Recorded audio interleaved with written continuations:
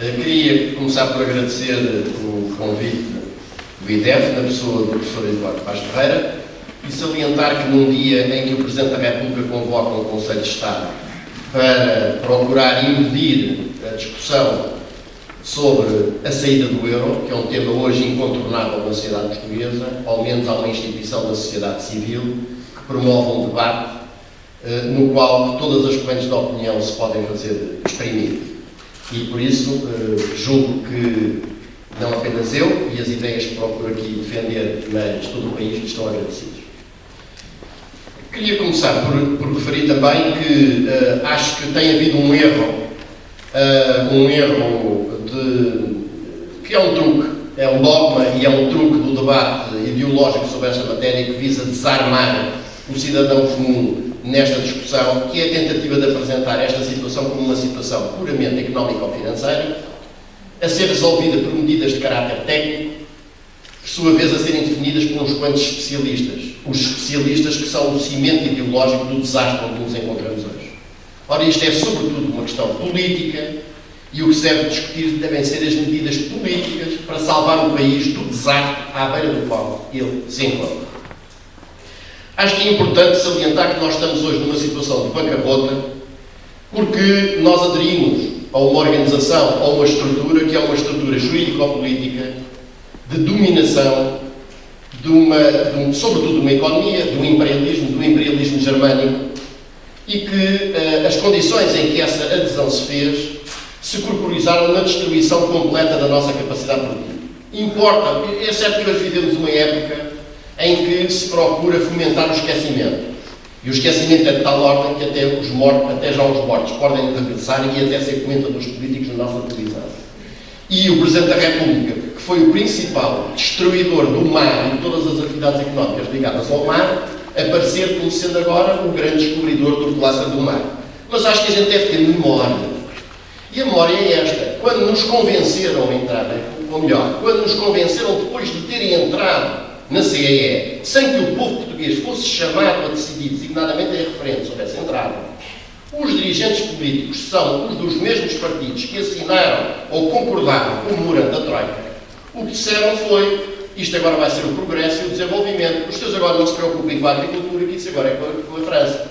Portanto, os milhões que vieram da União Europeia serviram foi para abandonar os campos, arrancar as vinhas, deitar abaixo as árvores. Os senhores não se preocupem com a pesca, porque as pescas agora são com a Espanha. E, portanto, os milhões que lá vieram serviram não para modernizar e apuxar a nossa frota pesqueira, mas precisamente para financiar o abate da nossa frota pesqueira, da nossa marinha de comércio e todas as atividades ligadas ao mar. E, sobretudo, os senhores não se preocupem com a indústria, porque agora a indústria é com a Alemanha. E, portanto, os milhões que vieram da União Europeia foram os 30 dinheiros que selaram a destruição da nossa capacidade produtiva industrial em setores onde, aliás, éramos dos melhores do mundo, como a indústria de construção e reparação naval, a metalúrgica metalomecânica média e ligeira, a siderurgia, a aciaria, etc. Ora, um país que não produz nada e que é, por virtude desta lógica, colocado na situação de ter que importar mais de 80% daquilo que tem que consumir, é, obviamente, um país endividado.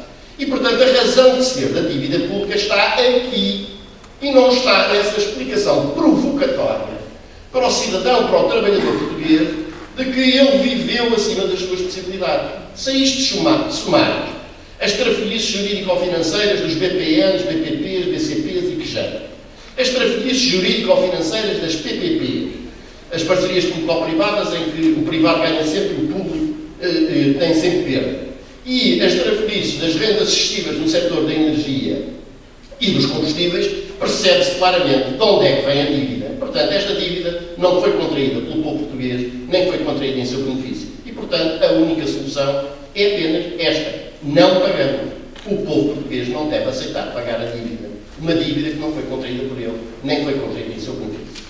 Se para isso nós tivermos, porque é hoje o instrumento fundamental, desde que nós aderimos ao euro, ele é um instrumento fundamental de perda da nossa soberania, da nossa capacidade de decisão, em termos de política orçamental, fiscal, económica, financeira, etc., então não tenhamos medo e saiamos do euro.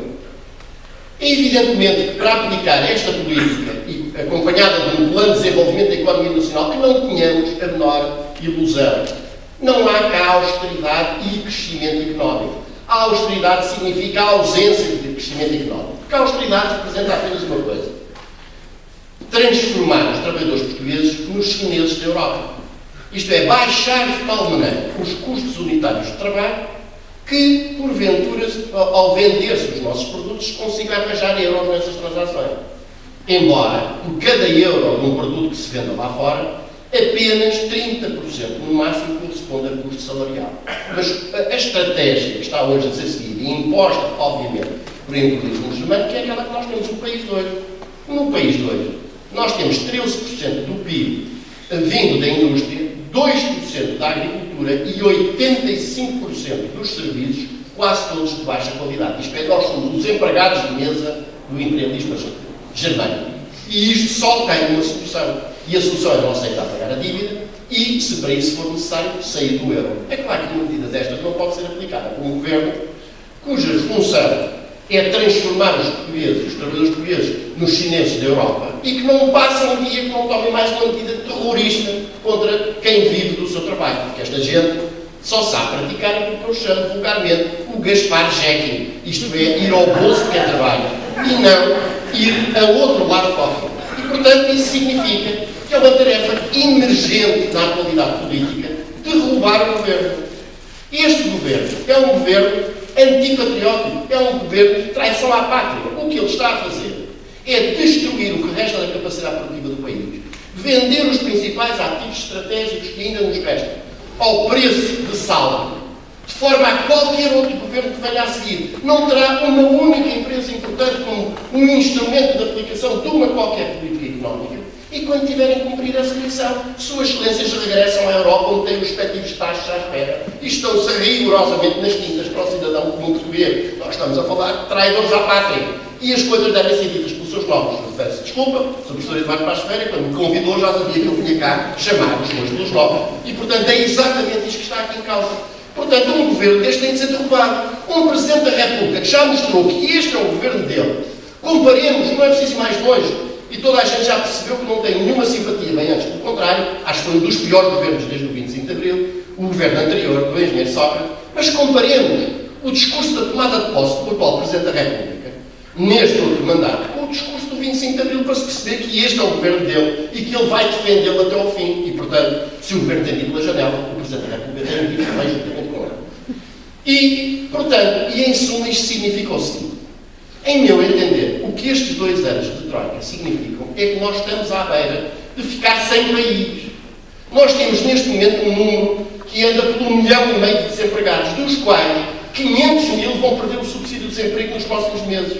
Temos um número que se aproximará dos 3 milhões de pessoas que vivem abaixo do limiar mínimo de pobreza. E temos um número de cerca de 1,5 milhão a 2 milhões que só lá não estão porque recebem alguns dos chamados estabilizadores automáticos sociais, isto é, prestações sociais, pensões de reforma, etc., subsídio de desemprego, que é precisamente onde se vai cortar agora. Portanto, nós vamos ficar sem uma única empresa num único setor estratégico. E, portanto, trata-se de tomar medidas a tempo, enquanto ainda temos país. E o país tem perfeitas condições para ser um país desenvolvido e progressivo. E era aqui que eu queria dizer, alternativas temos.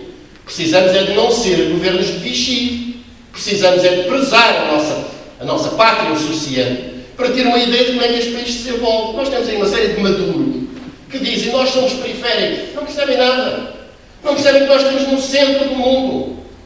Nós somos o ponto de encruzilhada para os outros continentes, desde a África até o americano e mais do que isso, para o Oriente, porque com as obras do Canal do Panamá, os grandes porta-contentores vindos dos países do Oriente vão passar exatamente a atravessar o Canal do Panamá e vindo na direção da Europa, o que é que encontram pela frente? Exatamente o nosso país. Temos uma zona económica exclusiva que é a maior da União Europeia. Nós temos meios suficientes para poder desenvolver, mas isso só se faz com um plano de desenvolvimento económico aplicado por um governo democrático patriótico. Um governo democrático patriótico significa muito mais do que unidade dos partidos.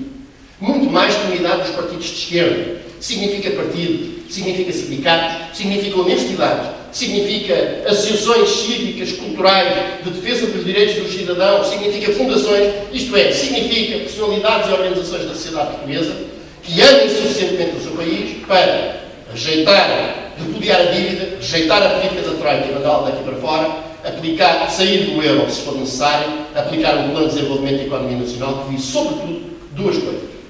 Nós produzimos, sobretudo, para não termos que importar, bastar-nos a nós próprios, desde logo, em termos alimentares, e atirarmos àquelas atividades onde nós temos vantagens competitivas de partida de enorme e incontornável importância, designadamente as ligadas ao mar. Isto é, uma rede de portos atlânticos apetechados, modernizados, uma ligação entre eles e ao norte da Europa, não pelo traçado que Espanha nos quer impor, mas pelo traçado da nossa rota tradicional, com uma via bitola-europeia, mista, de altas estações que nos permitam tornar competitivos não apenas os produtos da indústria portuguesa, mas também as mercadorias que entram por aqui e que vêm da Europa para fora.